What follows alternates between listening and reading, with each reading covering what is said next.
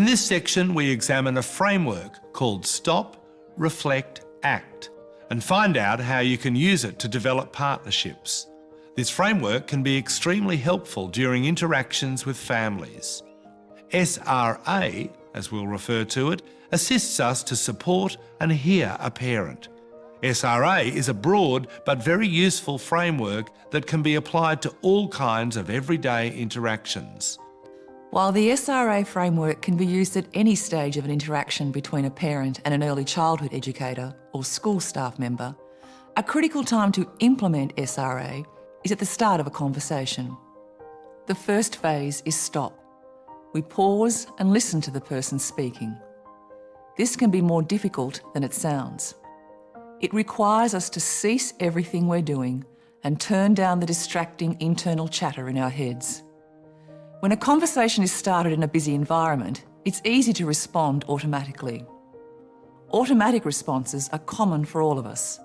They provide a way to manage the enormous amount of information we are bombarded with each second of each day.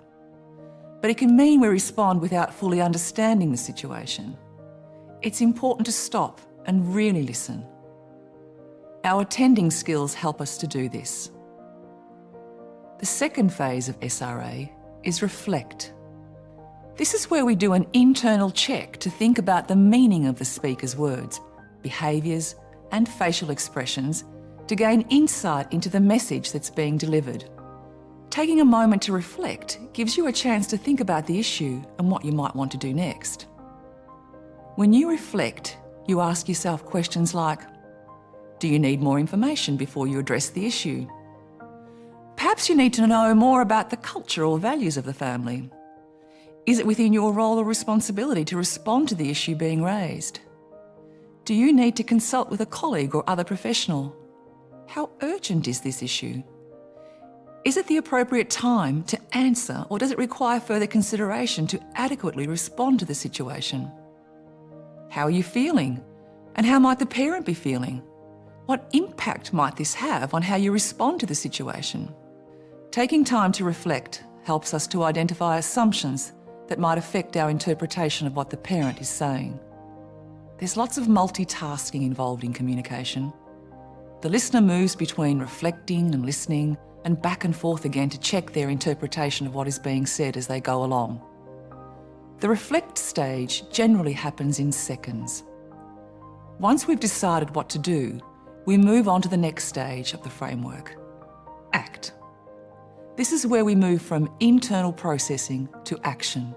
For example, demonstrating that you are listening by confirming verbally that you've understood what the parent is saying, or perhaps asking for more information by using open questions. Taking action may also involve deciding to consult with a colleague, director or principal. In such a case, it's good practice to ask for permission from the parent first. Another action might be to let the parent know that their query is outside your expertise or role and that you'll help to find someone else who can offer support. Or you might suggest arranging an alternative time to discuss the issue without distractions. You'll find that you'll need to move back and forth between the act and reflect stages. For example, you may still be unclear about the issue, so reflecting again helps to generate questions for further clarification. You then act by asking those new questions. And then it's time to listen again. You go back to stop, and so on.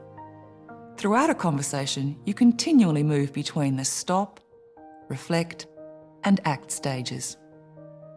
While many of us do naturally engage in self-reflection, the SRA framework offers a more explicit understanding of our skills and helps to articulate what's involved in order to hear and understand others. Let's look at how SRA works. Bye. Petra, I need to talk to you. It's pretty important. Okay, sure. Let me clear the koala room and we can talk in there. That'd be great. Good.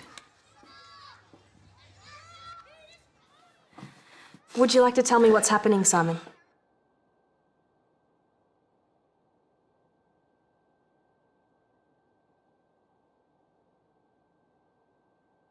Well, I'll tell you what's been happening. Those boys have been throwing sand at Jordan again.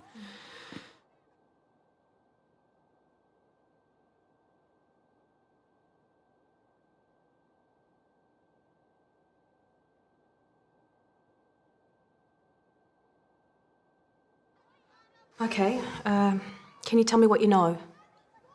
Well, yes, I picked up Jordan today and he had sand all over him.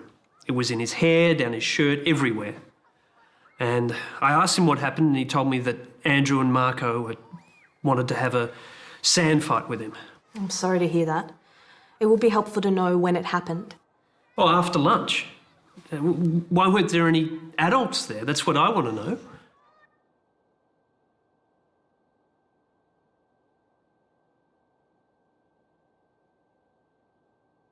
First, let me just make sure I understand everything that you're telling me.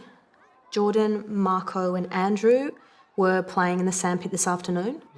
Marco and Andrew suggested a sand fight, and Jordan ended up with sand through his hair and clothes. I haven't heard anything about this from the educators who were working today. Do you know if Jordan spoke to anyone about this after it happened? No, he didn't want to get told off. Simon, I can see this is upsetting for you.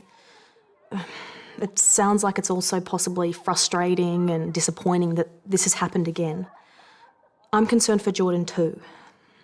Do you know if he can come in today and speak about his version of the story? I've just told you his version of the story. He's gone home with my sister. Are you okay for me to talk to the boys tomorrow? I need to hear from each of them and understand why this keeps happening. I'll also need to speak to the educators who are supervising today. Yeah, that's fine.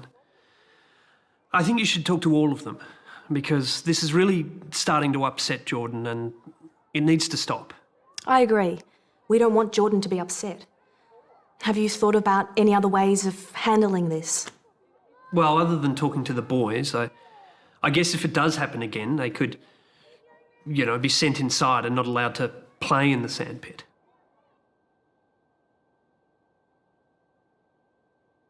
Well, I'll need to check with our director on the centre's policy in regard to that. But I'll also talk to the educators who are working today to find out if they know anything about it. And tomorrow morning, I'll talk to each of the boys about what happened. How does that sound? And we'll need to meet again tomorrow. Would that suit you, Simon? Yeah, that sounds good.